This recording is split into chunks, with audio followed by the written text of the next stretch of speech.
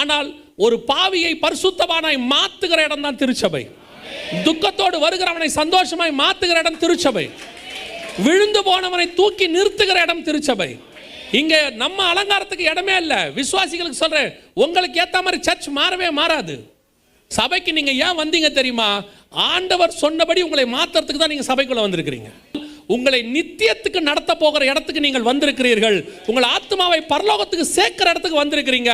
அதுக்கு நீங்க எவ்வளவு உண்மையா இருக்கணும். அப்ப இங்க சொல்லி கொடுக்கறத நீங்க கேட்கணும். இங்க மட்டும் பாஸ்டர் ஏன் இப்படி எல்லாம் பேசுறாரு, எதுக்கு சர்ச்சில் இந்த மாதிரி எல்லாம் சொல்றாங்க? நீங்க இஷ்டப்படி ட்ரெஸ் பண்ணிட்டு வருவீங்க, இஷ்டப்படி ஆடுவீங்க, சினிமாக்காரனை விட சினிமாக்காரியை விட மோசமா நடந்துப்பீங்க, அரசியல்வாதியை விட மோசமான அரசியல் உள்ள பண்ணுவீங்க. ஆனா உங்களை எதுவுமே கேட்கக்கூடாது, ஒண்ணுமே செய்யக்கூடாது. அதனால நஷ்டம் யாருக்கு தெரியுமா?